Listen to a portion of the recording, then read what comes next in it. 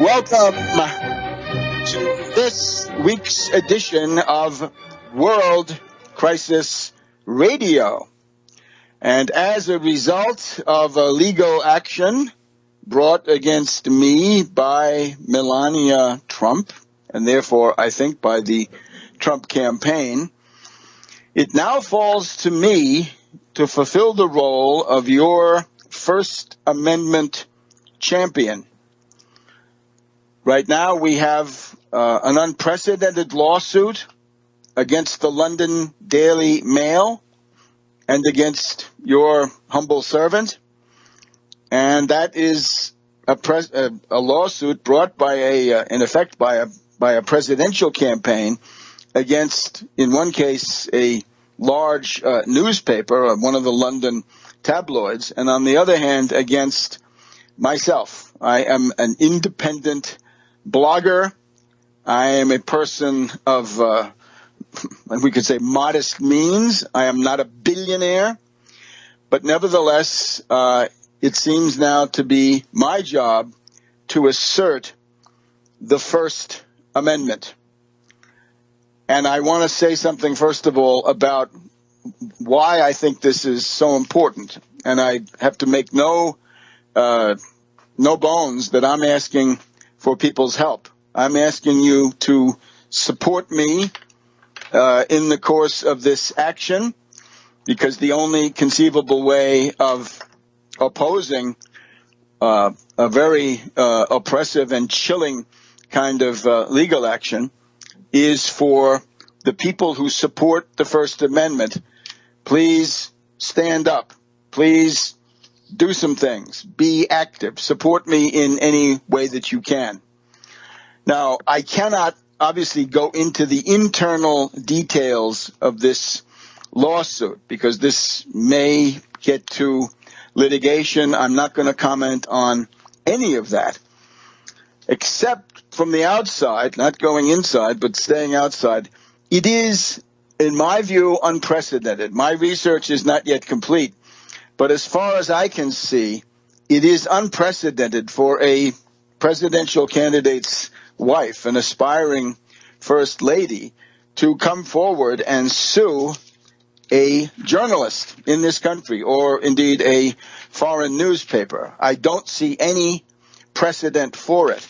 And I would remind you that the question of the first lady, well, as soon as you say First Lady and what the rules are for First Lady, I think you have to look at Hillary Clinton between 1993 and 2001 and look at all the charges and criticisms that were leveled against Hillary Clinton as a First Lady.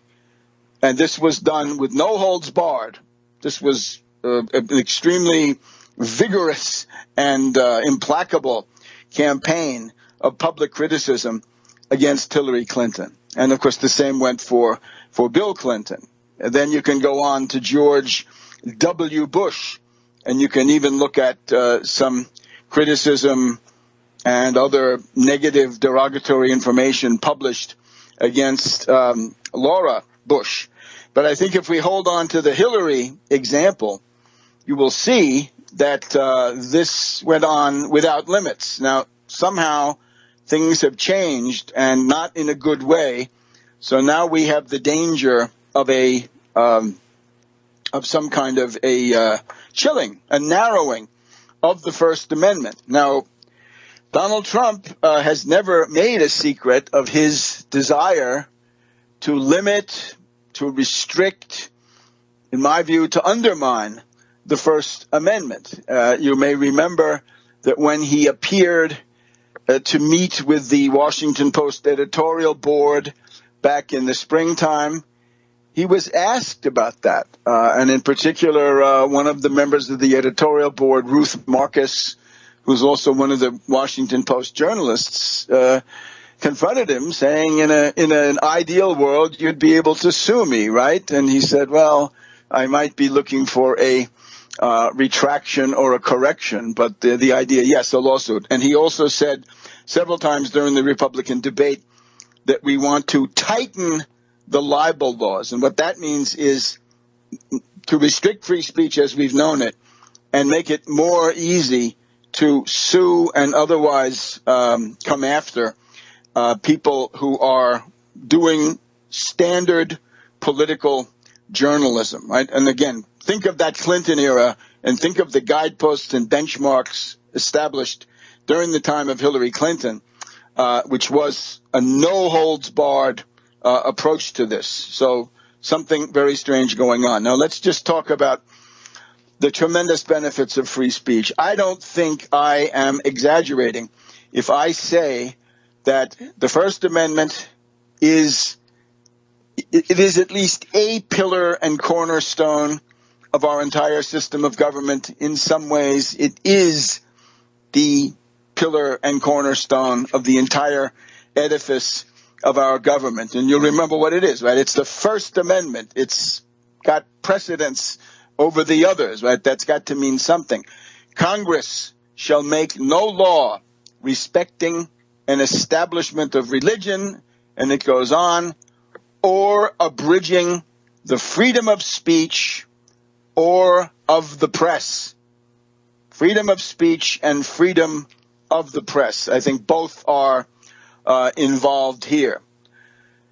So this is essential. In other words, the entire genius of the American form of government is to take conflict and channel it into the various branches of government, the executive, the legislative, and the judiciary, and have that conflict fought out openly but peacefully, with words, with invective, sure, with polemic, and so forth.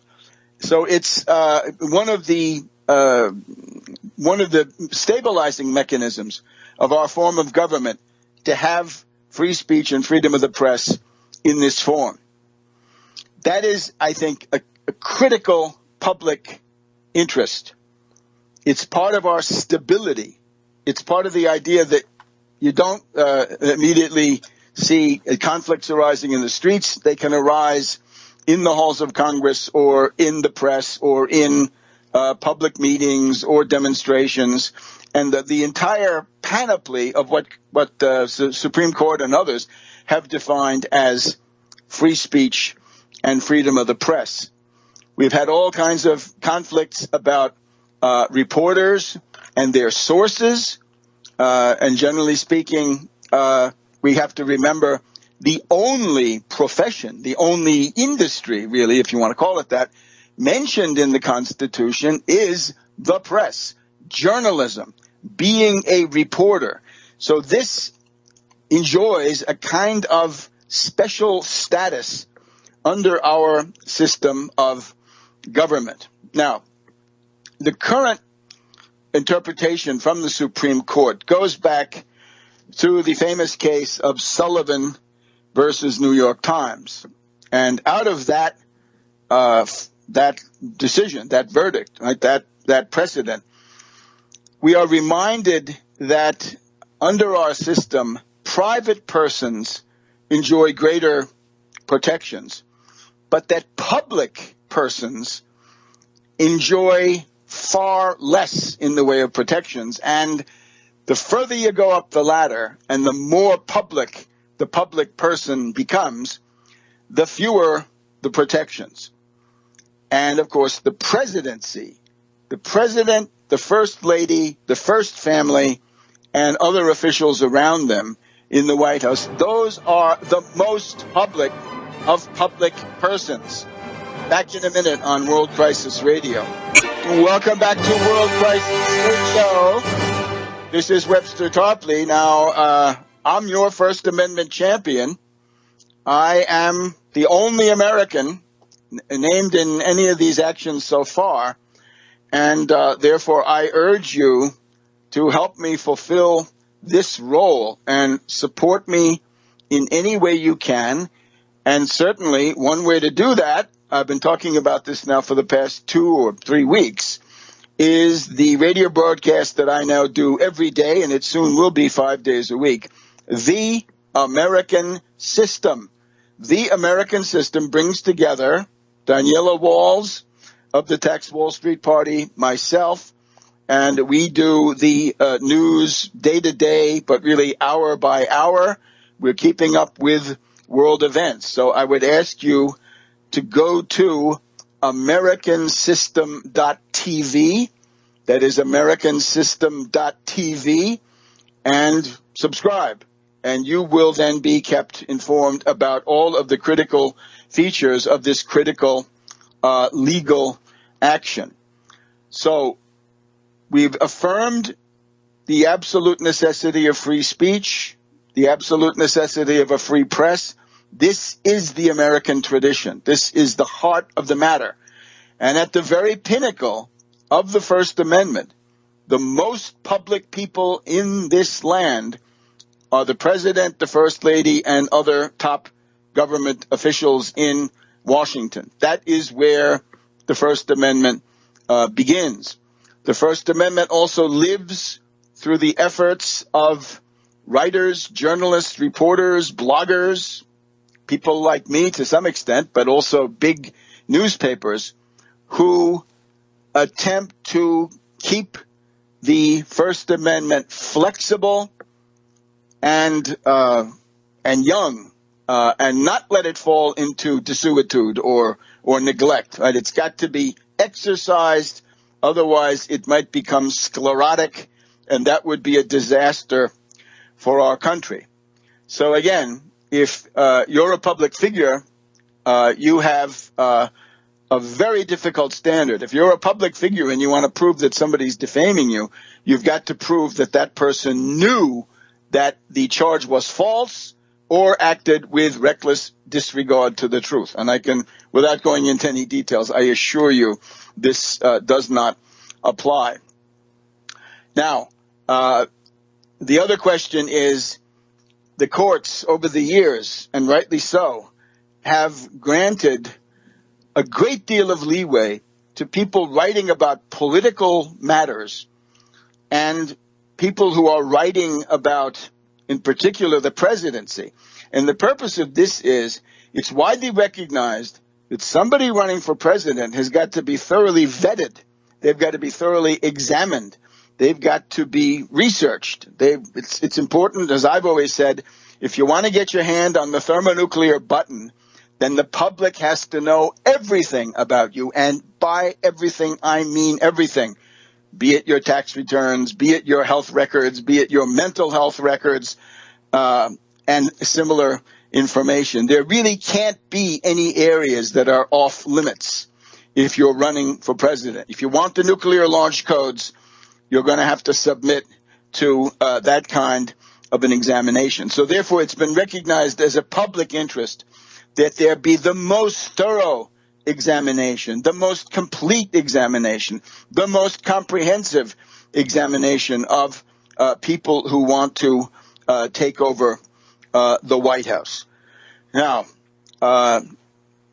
Melania Trump is a public figure.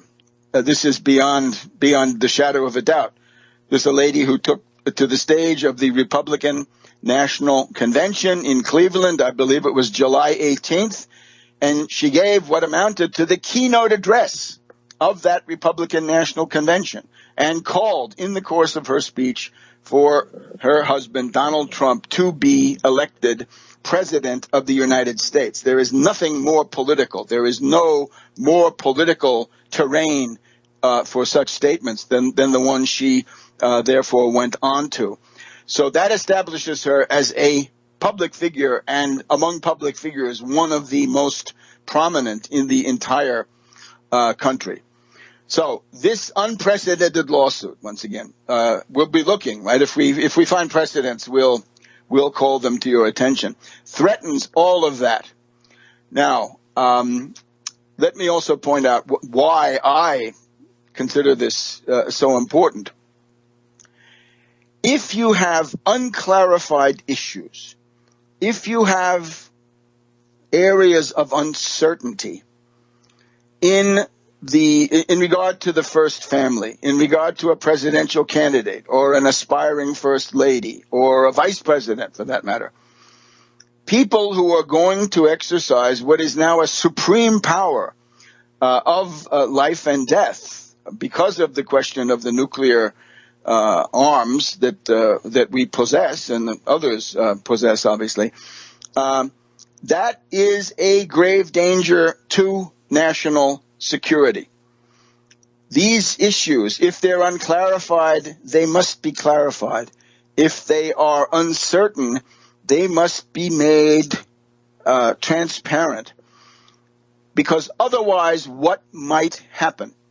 If you have unclarified issues in the first family, then we must assume that foreign intelligence agencies are thoroughly aware of these matters and might use these unclarified areas, these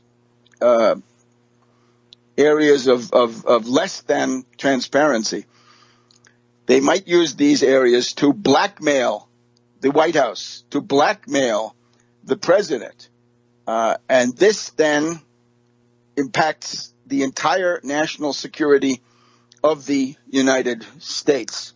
So I think that's a public interest, right? The first is that the First Amendment is the pillar and cornerstone of our entire system of government.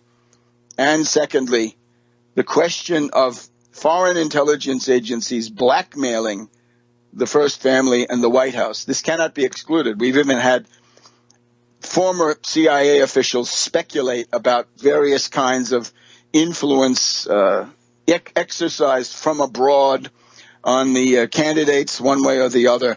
So I think that is absolutely relevant, absolutely germane, and people should look into it. Now, there's also a question of the international standing of the United States. Let me just point out that in the past, 12 hours, really, there's been an unprecedented expression from the world of interest in this case. And this has included the New York Times, Reuters, NBC News, the Washington Post, various television stations, BuzzFeed, and so forth. So ITN News in Britain today. So great interest, and I'll be back with you in just a minute. Welcome back to A World Crisis Radio. This is Webster Tarpley here in Washington, D.C. Now, I am happy and honored to be joined by a wonderful attorney who has given me some important insights into how these things work. It is Jeffrey Jackson of Jackson Associates in Houston, Texas. He is a fighting lawyer, fighting for the people and for the Constitution. He has done yeoman service in the area of consumer rights, but also in particular in fighting off foreclosures and allowing people to stay in their homes. And Jeffrey Jackson is someone who habitually sues Wall Street, money center banks, and prevails, and helps people to maintain their rights and their livelihood. So, welcome, Jeffrey. Thank you, Webster. Happy to be on the show. My warmest greetings to you. Okay, so I know you've looked at this complaint, if we can call it that, and maybe you give us your take, and then maybe we go on to some of the broader issues. Sure. Well, if you're going to look at the complaint itself, it's a very formulaic complaint. I think the complaint is available on several different articles that are showing up today. It is essentially a boilerplate complaint that alleges what the defamatory statements they allege are, and then simply makes the blanket assertion that they have been damaged. There's really nothing much in the complaint that goes any deeper into what they are thinking or how they are thinking. From a broad perspective, though, libel law, defamation law in the United States, you may have already mentioned this in the course of your program, it is geared toward promoting a robust public discussion, particularly about public figures and public figures involved in public office. The seminal case on defamation and where state libel and defamation law meets the First Amendment is in the Sullivan versus New York Times case. And in that particular case, I want to read a quote out. It says that there is a special protection required for the press in order to preserve the profound national commitment to the principle that debate on public issues should be uninhibited, robust, and wide open, and that it may well include vehement, caustic, and sometimes unpleasant attacks on government and public officials, but that those are allowed. And the reason for that, going back hundreds of years, obviously, to the founding of our country, is that we are fundamentally a democratic society, and that a democratic society must rely on a robust public discussion in order to function appropriately as the founders intended. That is why when it comes to public figures, and I'll make an aside here that there's no doubt in my mind, and there's no doubt that a Maryland court would also find that Melania Trump is a public figure, and that not only is she vying to be First Lady, which she could have divorced Donald Trump if she really, really didn't want to be First Lady, but she also inserted herself publicly into the Trump campaign by being a keynote speaker at the Republican National Convention. So when it comes to public figures, the burden lies, in this case, on Melania Trump as a public figure to prove not only that you in the Daily Mail were merely negligent, but that you actually had malice, that you did not intend for this to be a part of the public discussion about Melania Trump as First Lady. And I think it's absolutely ludicrous, and it would be nearly impossible. It's going to be nearly impossible for them in this scenario to prove that you acted recklessly or that you acted with actual malice toward Melania Trump. So I'm looking at this lawsuit, the fact that she's a public figure, the fact that they're not going to be able to come up with anything that could actually show that you were reckless or had actual malice, that this is simply, as you stated in your statement that you posted on tarpley.net, a blatant attempt to not only intimidate you, but to intimidate all of the other journalists and bloggers out there into remaining silent when they otherwise would not have when it comes to Donald Trump, Melania Trump, or any other public figure. So I'm not surprised, given Donald Trump's litigious history, that he hired, the same attorney that sued Gawker to sue on behalf of his wife. Right. Because Donald Trump has proven to be a very litigious person, as we know, hundreds and hundreds of lawsuits across the country.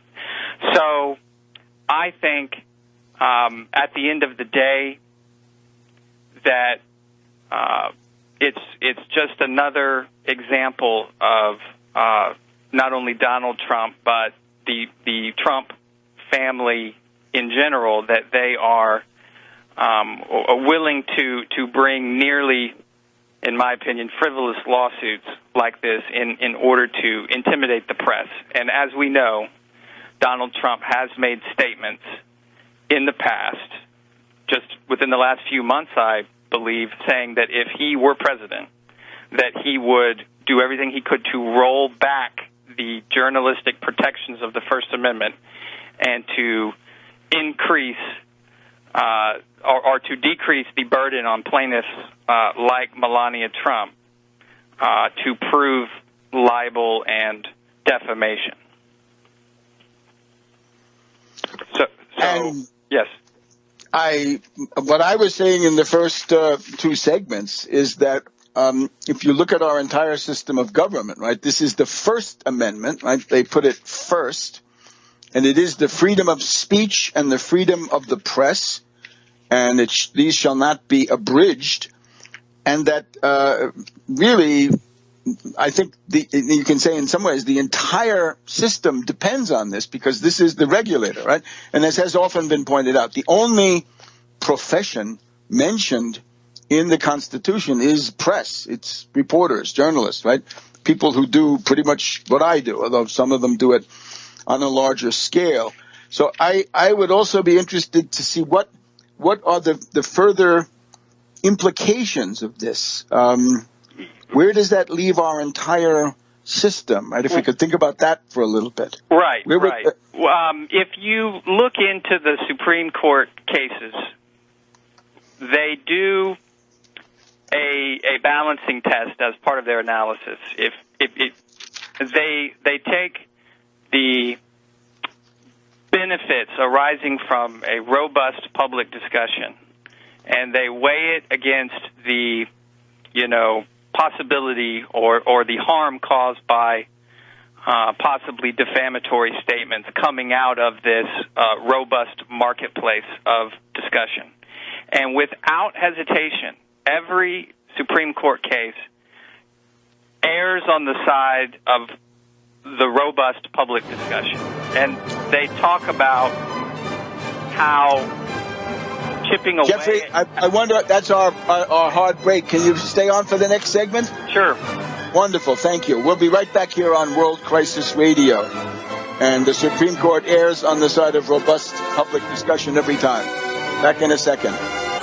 Welcome back to World Crisis Radio. Webster Tarpley here in Washington, D.C. So we're privileged to have with us Jeffrey Jackson of Houston, Texas. Again, a lawyer fighting on the side of the people, regularly challenging and besting the big money center banks on foreclosure issues. He's done a great deal of work for consumer rights, and again, the main issue is foreclosure and how to avoid it when, of course, it's often it's abused, right? The robo-signers and all that.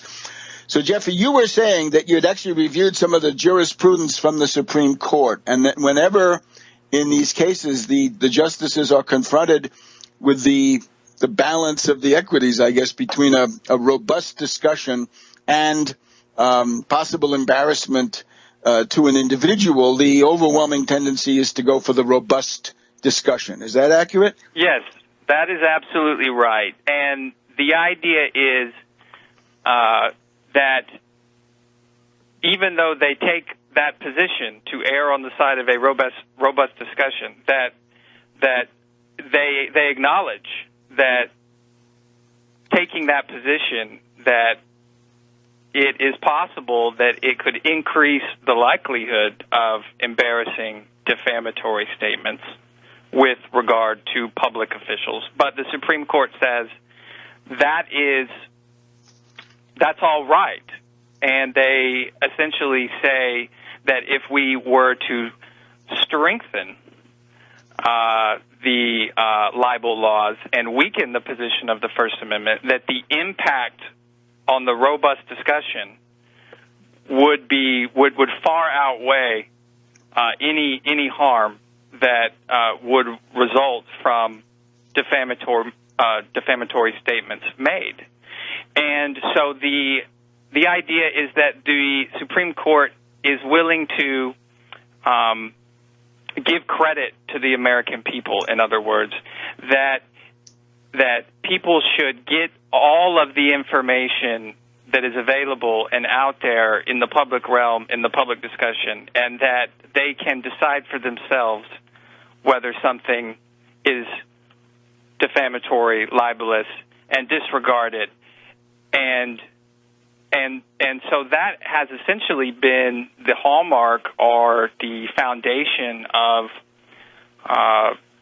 the free press in the United States from the very beginning, with the recognition that as we were turning into our own country and separating from Great Britain, that we wanted to be a country with a more robust and free press compared to our predecessors. So the idea is that the burden remains incredibly high for public figures to actually prove in a court of law that they were defamed. And the fact that they sued you and they sued the Daily Mail, surely knowing that Melania Trump is undoubtedly a public figure, tells me that the suit was more likely an attempt at intimidation rather than a lawsuit that they actually think that they can win.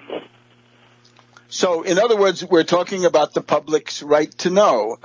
Let me ask you a couple of questions, though. Since you've been doing some historical retrospectives on these cases, I would ask you two things. First of all, are there recent precedents of presidential candidate and spouse and or suing journalists? And the questions that came to mind for me were Hillary Clinton, between 1993 and 2001, was the target of an overwhelming barrage of scurrilous and maybe even defamatory material, right?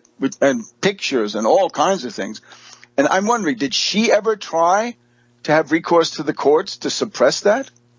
Not that I am aware, and I am aware of no recent or even historical precedent with regard to a candidate for president or a candidate for president's wife ever suing under libel or defamation laws. This is, to my knowledge, a first and a pretty scary precedent, in my opinion, when you have a candidate's wife for the highest office in the land suing journalists, months before the election. It's unheard of, nice. And it would set.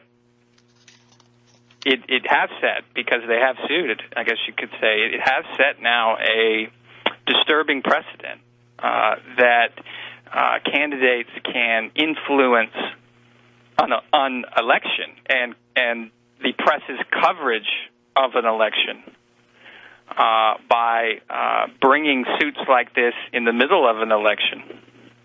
A suit, like I said, that has all the appearances of a design to intimidate journalists who may have otherwise delved deeper into Melania Trump or Donald Trump from actually doing that now. And I don't think there's any question that Melania Trump's past has relevance to the presidential election, because there's all kinds of different ways, something in her past could be used to blackmail Donald Trump as president, for instance, or something like that. So the fact that they've sued has, in my mind, it's put a muzzle on stories that might have otherwise come out, and we may never know now. Right. And that's a dangerous precedent.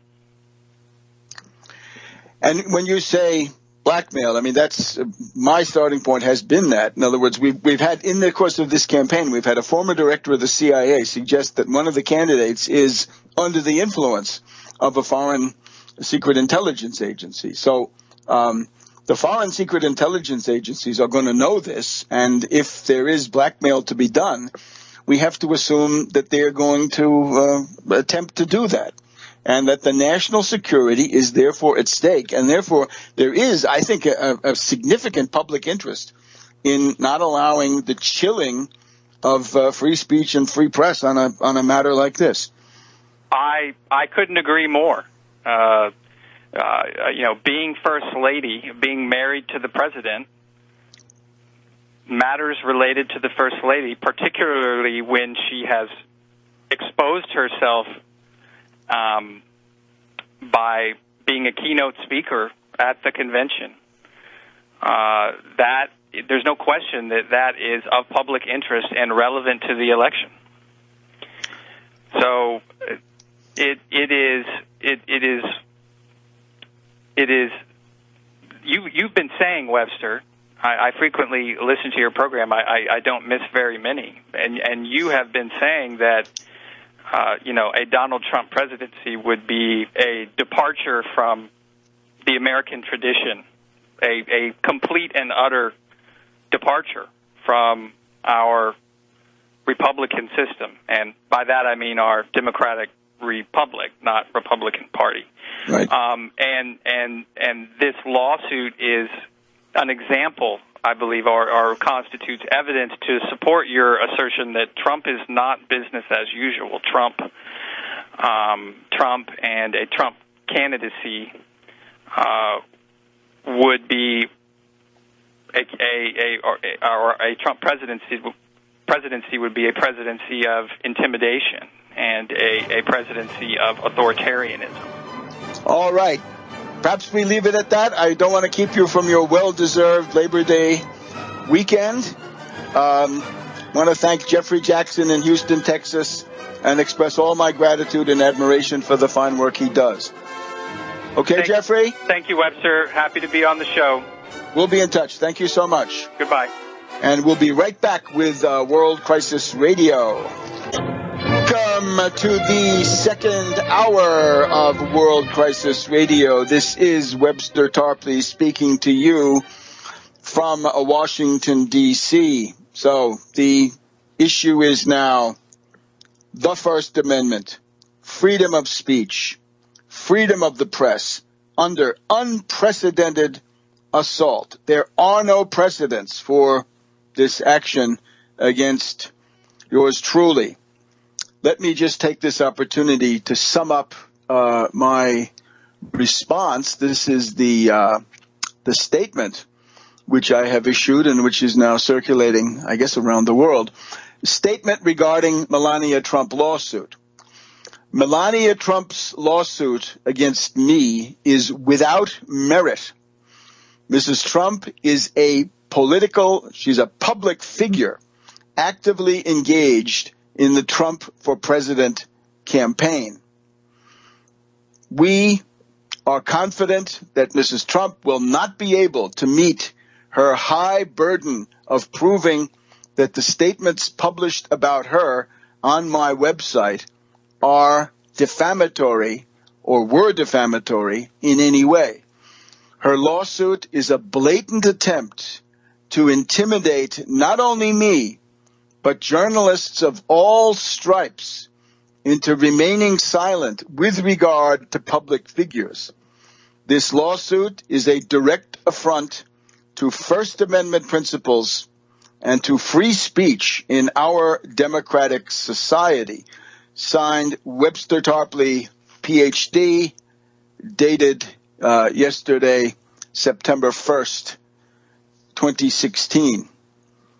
Now, let's talk to some people who may not care much for me, but whom I would appeal to take this very seriously and see that in some ways I'm acting on your behalf. In other words, the crushing of me gets you nothing.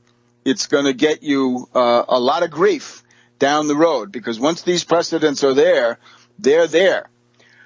For example, the libertarians who care about liberty and who care about the Constitution, as they've often said. Well, I know that in many cases your interest goes to the Second Amendment, which you regard as the cornerstone of liberty and freedom. And I, as people I think know, I don't propose any action in the area of gun control. Right? I say leave it alone for the moment, because it's impossible to do anything because there's no majority to move in any direction of that. there are a couple of things one can do, right? That psychotic individuals should probably not have firearms. But beyond that, nothing. So I have not damaged your cause. I have studiously avoided that issue. And therefore I say to you, you have to be concerned about the First Amendment as it is at stake in this action against me. And this, I think, ought to go beyond a political loyalty to a candidate towards the needs of the country, the key parts of the Constitution. Again, journalism, the only or press, the only function, economic function, essentially mentioned in the Constitution, and then that question of free speech and free press right there at the beginning with the most fundamental of all freedoms.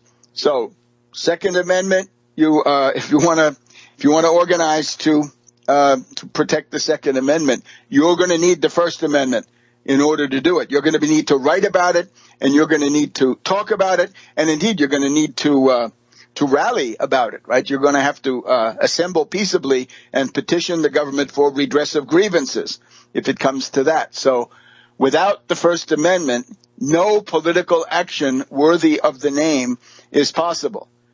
Libertarians say they want to be free. Well, help me to defend that freedom. I urge you, I appeal to you, because again, once these precedents have been racked up, they are pesky and they stay around, and it's a very important thing to act in a timely way, right? As the lawyers all say, if you don't assert your rights in a timely way, you have waived them. And the First Amendment, I say to fellow journalists and people who work in the media of any kind, all across the spectrum, the First Amendment lives through us, and it is indispensable in some ways to push the envelope. In other words, to make sure that the First Amendment remains vibrant and flexible and up to date, and does not become sclerotic and frozen and creaky and neglected. It's got to be used. It's like your legs. You don't want arthritis to overtake the First Amendment, because then, believe me, we are in very bad shape as a country. So I'm appealing to people, go to my website.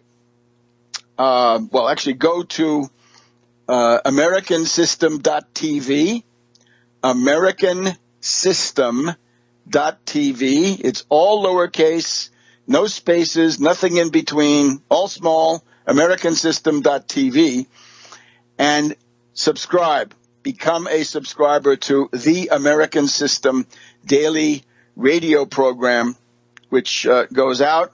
Daniela Walls is part of it every day. I'm there, and we keep up with the daily news. Right? We've gotten a lot of requests from people saying, I would love to follow you day by day, but you've got to be on the radio day by day. Well, right now we're on radio a total of 5 days a week, and soon that will become 6 days a week. So that will be the question now after Labor Day, and it means next week.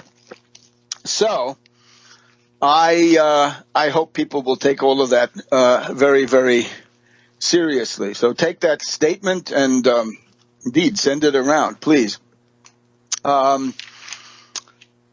What else can we now mention? Let's see. Let's talk about some related issues. Actually, let's talk about some historical issues. I'm always for those. The background for all this, right, these kinds of turbulences that we see in our world, this has a lot to do with the fact that we're living through this party realignment, right, the breakup of the parties. And I guess we can actually talk about 4 American parties which have come and gone over the history of the Republic, right? Say since 1788 and the coming of the George Washington administration. We had the Federalists, who disappeared along the way.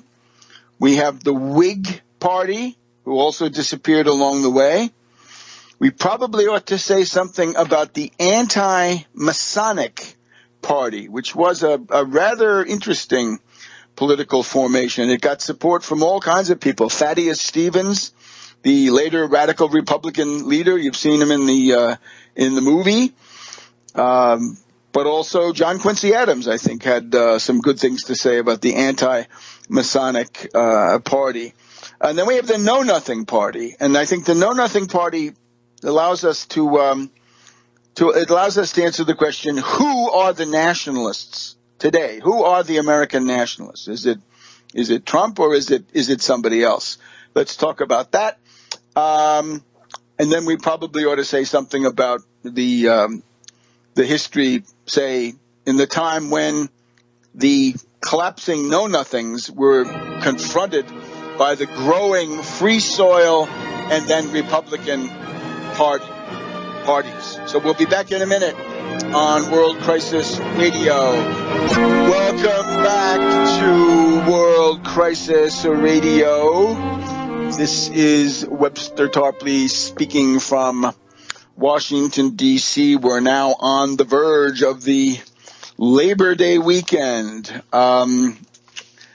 Let's just look at this question, right? The entire framework for our time is the idea of the party realignment, right? We had the New Deal party system dominated by the Franklin D. Roosevelt New Deal Democrats, 1932 to 1968. Then with the Nixon-Strom-Thurmond deal, the Republican Southern strategy, the parties flip, especially in the southern states. The Republicans become the party of racial discrimination, but dominate the White House, given this huge southern voting bloc. And now there are inroads into the southern voting bloc. That Virginia seems to have gone over to the modern day Democrats, North Carolina on the verge, Georgia in play, Missouri in play for a while, and so forth. And we have also got to realize the model, we should always stress, the model for what might well now happen to the United States. California. And in California, in large parts of the state and overall, the Republican Party is virtually extinct. Their ability to block legislation, to sabotage the functioning of government, to impose their will, be it through voter ID, we'll talk about in a minute, they just don't have that anymore. And now with that jungle primary where the two top vote getters go, I think we're going to have a Senate contest with two Democrats facing off for the United States Senate. The Republicans are just out of the picture. California, so often showing the rest of the country its future. I think they're doing that now. I think they have been doing it.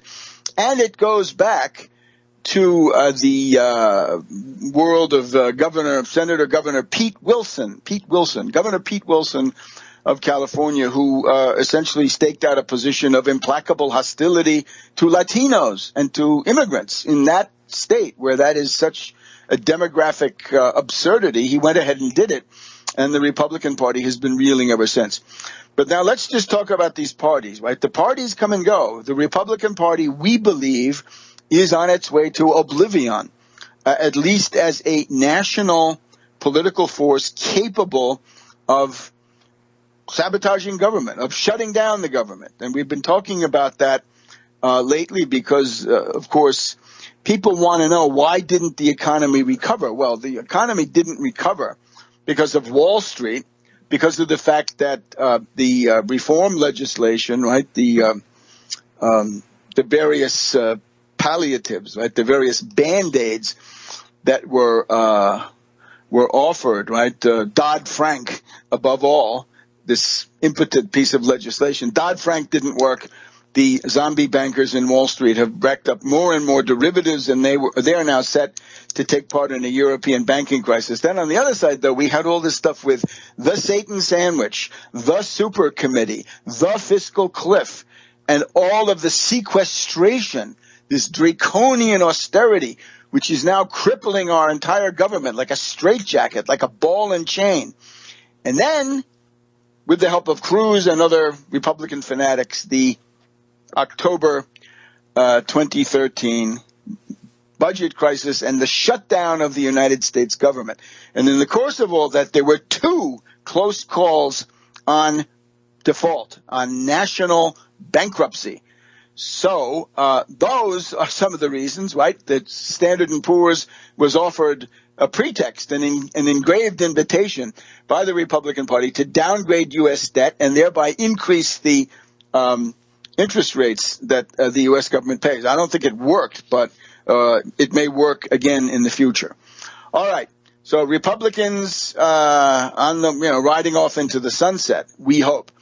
The Federalist Party was, of course, the glorious party of Washington and Hamilton and of John Adams. Maybe it's unfair to say George Washington was a part of it, but in fact he was, because he always sided with Hamilton when push came to shove. So the Hamilton Party, the Federalists, and the Jeffersonians, the Democratic Republicans, or whatever they called themselves along the way. After Adams, it was impossible for the Federalists to elect a president, right? They just couldn't do it. So the Jeffersonian Virginia dynasty came in, Jefferson, Madison, Monroe, and so forth. How did the Federalists then meet their demise? Well, the problem was, during the War of 1812, all of the healthy forces, be it Henry Clay, or I think even the young, Henry Clay, certainly, and that entire group later became the Whig Party. The Warhawks of 1812 said, if we don't assert our independence against the British through military means, we're going to wither on the vine, and we're going to essentially fall victim to the British death watch. The War of 1812 went very badly because Albert Gallatin had made sure that Jefferson and so forth did not provide an adequate army and navy, so the U.S. was racking up huge defeats, debacle after debacle, and that then became an overwhelming problem. The other issue, though, was that since the British were blockading American commerce, it was the New England states, the Boston area, most dependent on foreign trade, that began to express defeatism. Federalist Party died of defeatism and secessionism. And the secessionism came forward at the Hartford Convention of December 1814, where the Federalists said they were going to send ambassadors, as they called them, to Washington to try to negotiate God knows what. By the time they got there, the war was essentially over, and I think the news of Jackson's victory at New Orleans had already reached Washington, D.C., so it left the Federalists as a party of rich people. They had, of course, degenerated since the days of Hamilton. This really was the plutocrat party because, of course, Hamilton had been dead for almost 15 years by this point, or something like that. So at that point, the Federalist Party became extinct, and their last attempts at some kind of office were between 1816 and 1820. And the fact that they were gone opened the door to the era of good feelings when there were practically no parties. Now, I don't anticipate in our time an era of good feelings, although at least a certain lessening of the acrimony might be possible. Anyway, Federalists died of secessionism and died of defeatism. We'll be back in a minute on World Crisis Radio. Welcome back to World Crisis Radio. So we just talked about the extinction of the Federalist Party around 1816, 1820. It was all over. And then the era of good feelings. Now, the Whig Party, let's talk about them. The Whig Party emerged in 1828 when King Andrew took over the government. That was the angriest candidate we've seen up to now, probably losing his place, though, today. Andrew Jackson, Freemason and angry. And he immediately elicited a backlash, which was called the Whig Party. Now, you can see what the problem with that is. The Whigs are simply the anti-Jackson party. So it's kind of a catch-all. It's a potpourri of different kinds of political factions. And there were northern industrialists or fairly modern people, and there were southern slaveholders and slaveocrats who were in it. The organized incompatibility, as it was called, right? In other words, they just couldn't agree on anything. And remember, the victories that they had in the 1828 to 1860 cycle, the exceptions were a couple of Whig victors, Benjamin Harrison, 1840, Tippecanoe and Tyler too, and then Zachary Taylor in the 1850s, great hero of the Mexican War. So you get the idea. The way that it broke up, how can we say, died of slavery, and also died of immigration in a very interesting and sort of bizarre way. As we know, there was the sectional issue over slavery, right? And the main southern issue was not states' rights, but slavery. And if it was states' rights, it was the state's right to hold slavery. So in the last attempt of Henry Clay, trying to buy time, hoping that conditions would improve, hoping that civil war and secessionism could be avoided, Henry Clay engineered the Compromise of 1850. This is the so-called Kansas-Nebraska Act, and it led to then constant fighting in Kansas, a civil war starting in Kansas, known as Bleeding Kansas. I wonder what that tells us today about the Koch plantation in Kansas, where the draconian austerity, the tax cutting demanded by the Koch brothers and others has essentially crippled the state of Kansas. And it seems to go on into Oklahoma too. Very, very great crisis there. Anyway, the Compromise of 1850, various things that were in it. The thing that was most controversial was the Fugitive Slave Act. So the Fugitive Slave Act was that the northern states, all states, were forced to tolerate or participate in the rounding up of escaped slaves, even though they didn't want to do it. And if it comes to states' rights, some of those northern states said, well, we're going to pass personal liberty laws. We're exercising our state's right against slavery. And the proto-Confederates said, no, you can't do that. The only way you can have states' rights is if you do it in favor of slavery. So this is the kind of split that they have. At their convention, and I think this is 1852, the platform said that the party was fine with slavery, but the candidate said, no, I'm not fine. I don't want slavery. I don't like it. That is General Winfield Scott, a hero of various U.S. wars, Winfield Scott, and he's the candidate they had for president. So the party was split. It's sort of what we have today, right? Some people say, I'm voting for Trump, but I'm not going to endorse him, or I'm going to endorse him, but not whatever it is. Senator Ayotte of New Hampshire has contorted herself on this issue. So the platform and the candidates split. Now, the thing that actually set it off, though, given all this as the real causes, that Scott made a play for the Irish vote at a time when xenophobic backlash and know-nothingism were in the air. And at some of Scott's rallies, he would have an Irishman ask him a question, and Scott would say, I'm so happy to hear that rich Irish brogue. In other words, I'm happy to hear the dialect of Ireland. And he was much criticized. I mean, that was put out by the Democrats, by the Jacksonians, and it then led to a split of the Whig Party. Right, that some of the leaders were for the Kansas-Nebraska Compromise of 1850, and some of them were against it. So they could not come up with a position. Right, what we have today, flailing, no position. And according to some historians, the Whigs by 1852 were too moribund, too weak to have a clear position on anything and force it through. Okay, so Whig Party died of slavery, died of of inability to agree on anything. And then this little detonator, this thing about the rich Irish brogue. Now, in the 1850s, and this is between 1852 as the Whigs are collapsing and 1854, 56, you have the rise of the Know-Nothing Party, the so-called Native American Party. And I would submit, you go back to 1856 or thereabouts, you have the Know-Nothing Party where it's Millard Fillmore, former president, is the candidate in 1856 for the Know-Nothing Party. But here you have a choice.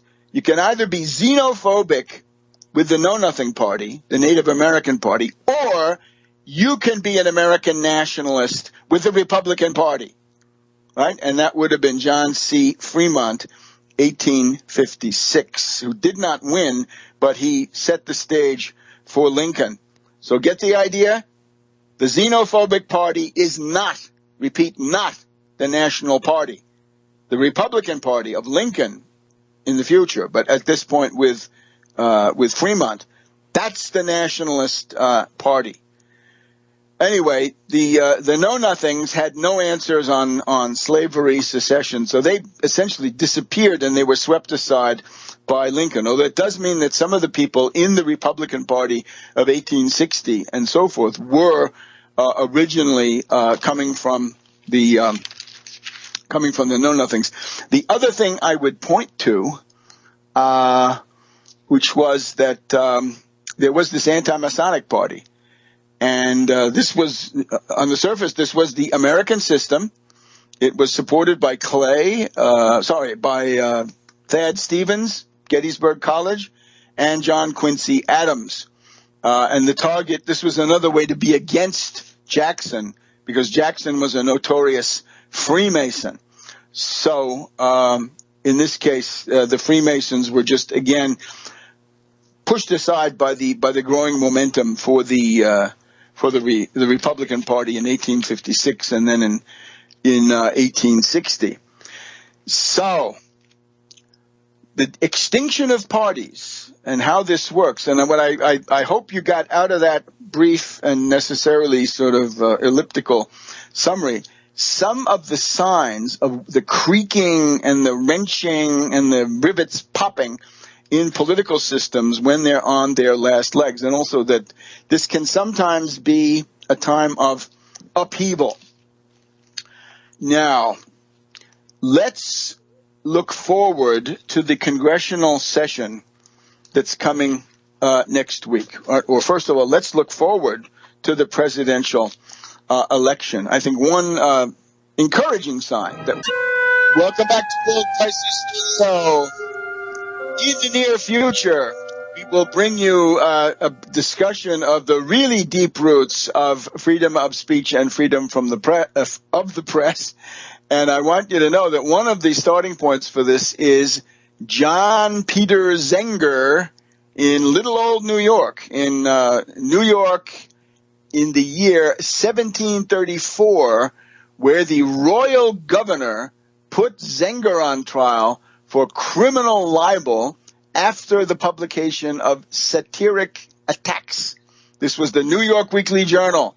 He criticized the colonial government, William Cosby, oh my God, and was arrested. The grand jury refused to indict him, and he was then charged by the Attorney General, but he defeated these charges. And it used to be that in Federal Hall, right, with George Washington on the steps, right across from the stock exchange, they had an interesting exhibit about Peter Zenger, and there's a Zenger room here at the National Press Club. All right, 2 words on this Trump immigration speech. Right, we're trying to parse it. There are 2 theories. One theory comes from Lawrence O'Donnell on MSNBC, and he says that the tone and the theatrics of this speech are hard line. So that would be the 360-degree turn. In other words, the softening has been banished from tone and tint. But he says there is still a significant softening, essentially an escape hatch through which you can drive whole continents and whole planets. And it is this line. This is Trump talking now. Quote, "And the establishment of our new lawful immigration system, then and only then, once you've kicked out all the criminals, you've reached your deportation goals, you've ended illegal immigration, create the wall in record time at reasonable cost." There's a waffle there. Reasonable cost. What does that mean? Who's paying? Not clear. But the establishment of our new lawful immigration system, then and only then will we be in a position to consider the appropriate disposition of those individuals who remain. The appropriate disposition of those who remain. What does that mean? Does that not mean that the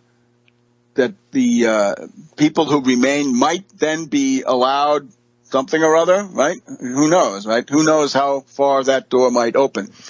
So that's the MSNBC Lawrence O'Donnell approach.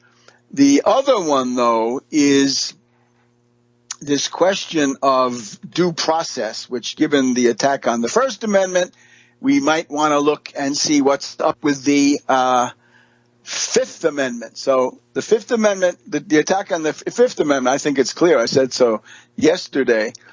Moving forward, says Trump, we will issue detainers, not sure what that means, but detainers for illegal immigrants who are arrested for any crime whatsoever. Now notice it doesn't say convicted of any crime whatsoever, but rather arrested for any crime whatsoever. They will be placed into immediate removal proceedings if we even have to do that. In other words, maybe they're just, you're arrested and then you're in the cattle car. The Fifth Amendment does stipulate no person, not citizen, doesn't matter, any human being, no person can be deprived of life, liberty, or property without due process of law. That's by the federal government. The states, Sheriff Joe Arpaio, is forbidden to do that by the 14th Amendment. You see why they hate the 14th Amendment. Now, just a couple of positive things. Well, first of all, the most urgent. Congress is coming back next week. Yesterday in the Washington Post, I went through it on the other radio program, but we should mention it here. How Not to Fight the Zika Virus by Tom Frieden, the head of the NIH, and Anthony S. Fauci, who is our long-serving director of the National Institute of Allergy and Infectious Diseases at the National Institutes of Health. So Fauci and Frieden point to the fact that we've got 17,000 cases of Zika in this country, 2,700 on the mainland, a lot of them in Puerto Rico. Almost 1,600 pregnant women have been infected with the virus, and 17 babies have already been born with these crippling birth defects. The Obama administration asked for $2 billion. The Congress has done nothing, and they've used this as a vehicle. Instead of coming up with a clean bill, they put this stuff on there about Planned Parenthood and their other ideological shibboleths. So the CDC, the Centers for Disease Control, has had to transfer money out of HIV/AIDS programs, out of cancer programs, out of heart disease programs, and others to just stem the tide on Zika. That is robbing Peter to pay Paul. That's impossible. The work on vaccine is being slowed. The anti-mosquito work is being slowed. And this is a tremendous false economy. Every child, every baby born with microcephaly as a result of a Zika infection can cost the public between $1 million and $10 million.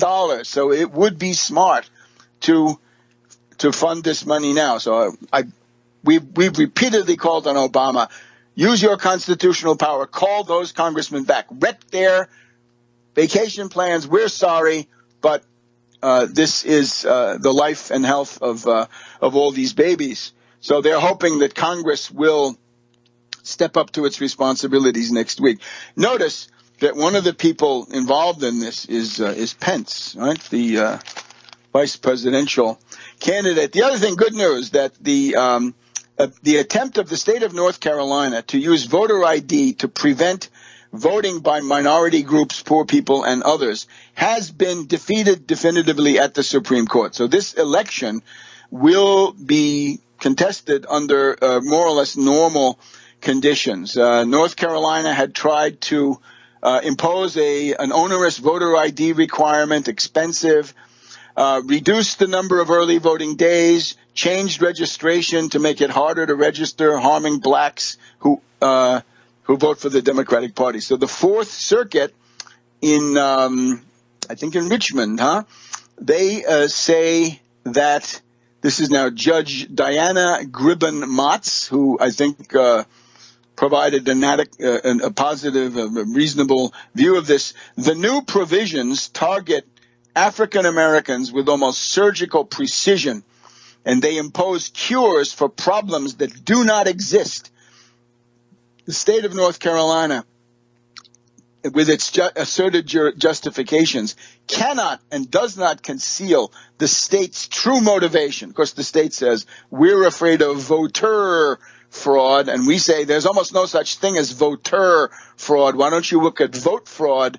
Why don't you investigate the ORCA system deployed by Karl Rove the last time around? So that was July 29th in the Fourth Circuit, and now it turned out to be a tie.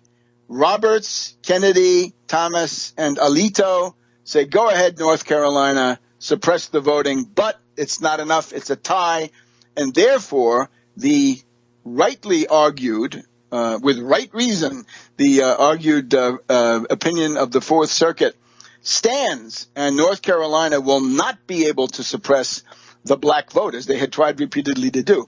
Now, that could be the whole election ball game right there. It's now time for the utmost vigilance. We've also we got all kinds of articles. We haven't had time to talk about them because of this First Amendment emergency developing around this program or my website. But it's going to be time now to look out for October surprise, and that involves Assange, who's now the one who has put his name on that. And we're going to be vigilant, and we'll be talking about that more this coming week. Go to americansystem.tv, americansystem.tv, and we'll be back here next week on World Crisis Radio. Thank you very much.